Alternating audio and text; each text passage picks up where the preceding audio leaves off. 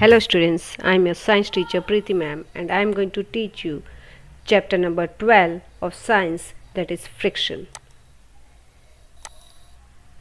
The topics that I am going to cover in this chapter are about friction, about the types of friction, the factors affecting the friction. Friction. What is friction? Friction, it arises due to irregularities in surfaces that are in contact with each other. Friction से तो किसकी वजह से friction होता है? क्योंकि surfaces जो होते हैं सारे वो रेगुलर नहीं होते, इरेगुलरिटी होती है उसमें, कभी बड़े होते हैं कभी छोटे होते हैं, मतलब एक जैसे नहीं होते हैं. That are in contact with each other. जो रफ सरफेसेस होते हैं हैव मोर इरेगुलरिटीज. रफ होता है उसमें इरेगुलरिटी ज़्यादा होती है and hence offer more friction than smooth surfaces. क्योंकि स्मूथ सरफेस होता है उसमें हाँ फ्रिक्शन तो होता है मगर इतना फ्रिक्शन नहीं होता है. Friction can also be due to electrostatic forces. Electrostatic forces मतलब क्या? What are electrostatic forces? Electrostatic forces मतलब होते हैं वो सारे फोर्सेस जो चार्ज पार्टिकल्स की वजह से होते हैं, जो चार्ज पार्टिकल्स की वजह से होते हैं. पॉजिटिवली चार्ज भी हो सकते हैं, नेगेटिवली चार्ज भी हो सकते हैं, राइट? तो उनकी वजह से होता है, उनको हम कहते हैं एज इलेक्ट्रोस्टैटिक फोर्सेस. अब इलेक्ट्रोस्टैटिक फोर्सेस से एक कौन सा फोर्स है? It is non contact force. अब इलेक्ट्रोस्टैटिक फोर्सेस से उस which cause an object to be attracted to and stick to other object. उसकी वजह से ऑब्जेक्ट्स होते हैं वो अट्रैक्ट भी होते हैं और स्टिक भी हो जाते हैं, एक चिपक भी जाते हैं एक दूसरे से. अब टाइप्स ऑफ फ्रिक्शन. फ्रिक्शन तो हमने फ्रिक्शन के बारे में तो पढ़ा हमने कि फ्रिक्शन ऐसा होता है, फ्रिक्शन हमारा ऑपोजिट होता है, दैट वी ऑल नो. मगर आपको ये भी पता होना चाहिए कि फ्रिक्शन है वो कितने टाइप्स के होते हैं. तो सबसे पहला फ्रिक्शन है उसको हम स्टैटिक फ्रिक्शन कहते हैं. स्टैटिक का मतलब क्या है? Static frictions occurs between two objects that are stationary. जो रुक गई है, जो चल नहीं रही है, which are not in motion, वैसे ऑब्जेक्ट्स जो होते हैं उसको हम स्टैटिक फ्रिक्शंस कहते हैं. उनके बीच में जो अट्रैक्शन होता है उसको हम स्टैटिक फ्रिक्शन कहते हैं. This is the type of friction that helps us to stand on the surface. Static friction की वजह से ही हम खड़े रह सकते हैं. Place a pile of books on the shelf. Pile मतलब क्या? एक के ऊपर एक के ऊपर एक के ऊपर एक बुक्स हम रख सकते हैं. कहाँ पर? शेल्फ में. शेल्फ मतलब क्या? It is a place where we put the books, keep the books. Hold things in our hand. हाथ में कुछ भी पकड़ सकते हैं, किसकी वजह से? स्टैटिक फ्रिक्शन की वजह से.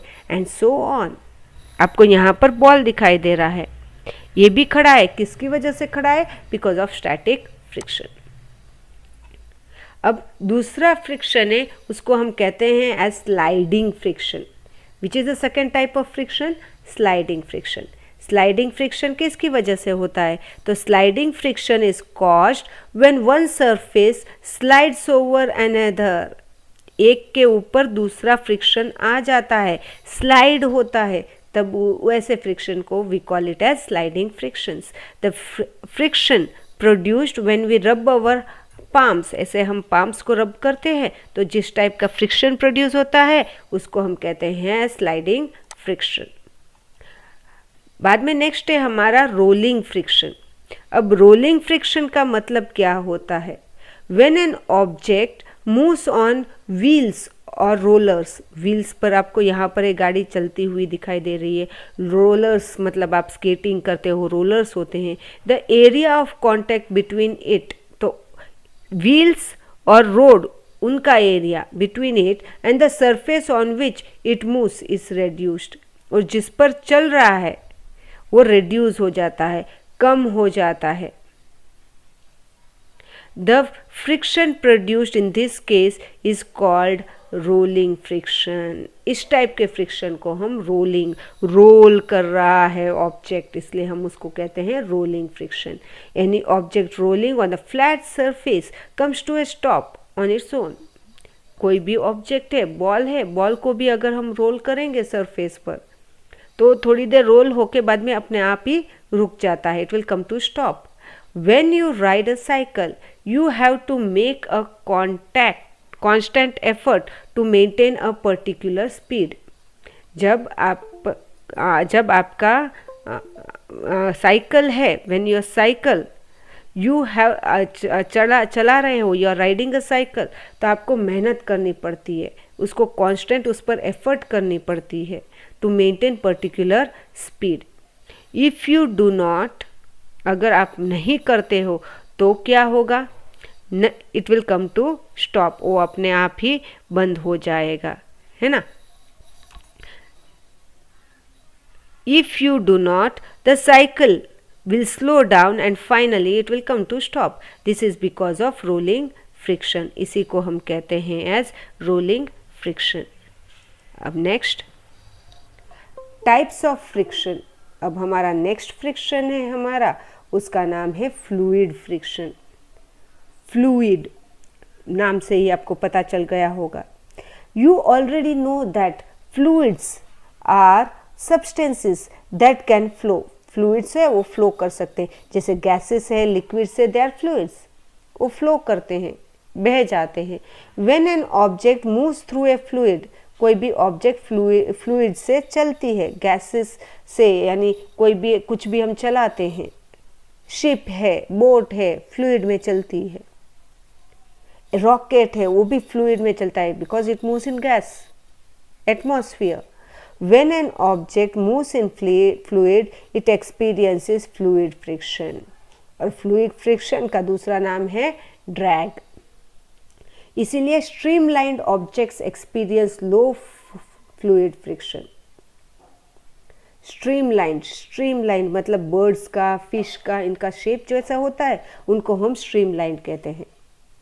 तो ऐसा शेप होता है वो स्ट्रीमलाइंड ऑब्जेक्ट्स, उनको कम फ्लूइड फ्रिक्शन एक्सपीरियंस होता है। इसीलिए तो आपने देखा होगा बोट का, शिप का, उनका शेप कैसा होता है। बर्ड्स जब फ्लाई होते हैं तो बर्ड्स कैसे फ्लाई होते हैं, उनका शेप देखो आप, तो आपको पता चलेगा कि इस टाइप के फ्रिक्शन को हम फ्लूइड फ्रिक्शन कहते हैं। This helps them to cut through air, air से वो निकल पाते हैं, एंड वाटर स्मूथली, और उनको कोई प्रॉब्लम नहीं होता है।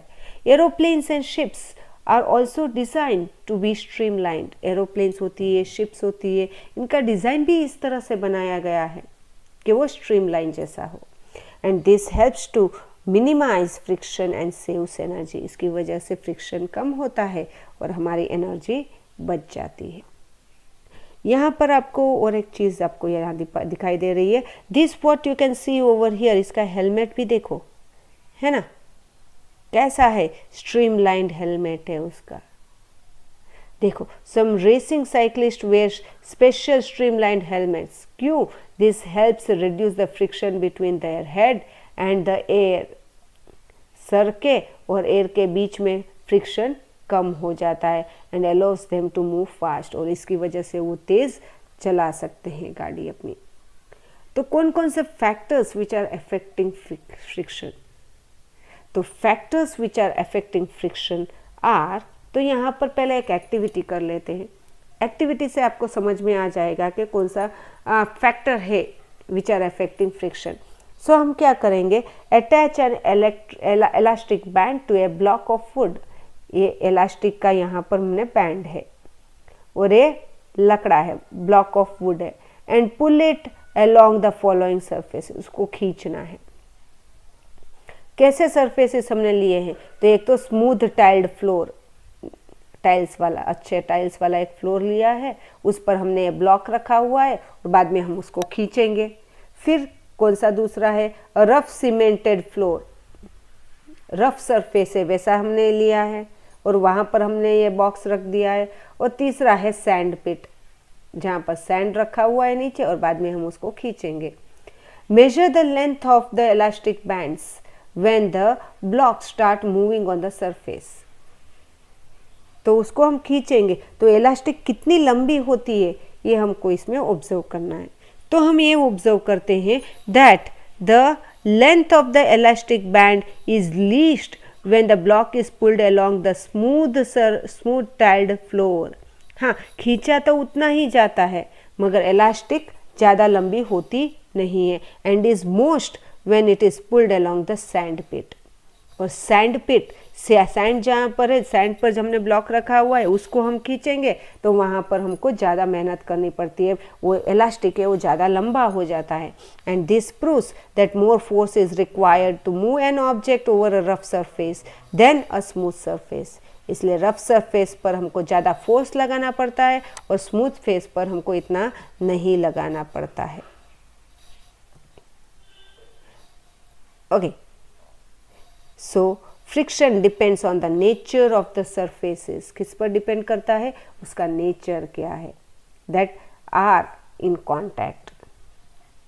तो फैक्टर्स अफेक्टिंग फ्रिक्शन में you will notice that it is easier to move a block when it is placed on wheels and rollers. Wheels पर होते हैं या रोलर्स पर होते हैं तो आसानी से हम उसको खींच सकते हैं। The elastic band stretches less when the block is placed on wheels. Elastic band हमने ब्लॉक पे के साथ रखा हुआ है और बाद में हम व्हील्स पर अगर रखेंगे तो वो ज़्यादा खींचेगा नहीं, उसका लेंथ ज़्यादा बढ़ेगा नहीं। And this is because rolling friction is less than sliding friction. Rolling friction सबसे कम होता है। You now have noticed that it requires less effort to move a suitcase. Suitcase wheel वाली सूटकेस होती है, ट्रैवल बैग होती है, अभी तो आपकी स्कूल बैग भी व्हील्स वाली आज आ गई है, तो उसको खींचने के लिए आपको ज़्यादा मेहनत करनी नहीं पड़ती है। And the rollers reduce the area of contact. Area of contact कम हो जाता है क्योंकि व्हील्स जितना होता है उतना ही स्पेस ऑक्यूपाई करता है and therefore reduce friction. You will also notice that the force needed to pull the block is greater when the weights are placed on it. Blocks है, वुडन ब्लॉक है, उस पर वेट होता है। अगर wait होता है तो उसको खींचने के लिए आपको ज़्यादा फोर्स की ज़रूरत होती है and therefore it is clear that friction increases with increase in mass. Friction कब बढ़ेगा? जब उसका वजन भी बढ़ेगा। तो so these are the factors that are affecting friction. तो क्या क्या पढ़ा? Friction force always acts in the direction opposite to the direction of the movement of the object. Static friction is always greater than sliding or rolling friction. Friction depends on the nature of the surface in contact and the weight of the moving object. तो ये है उसके related questions. So you are going to write down these questions and share it to me, but you are going to write in your notebooks. So students, here we end our lecture here. Bye bye students, have a great day.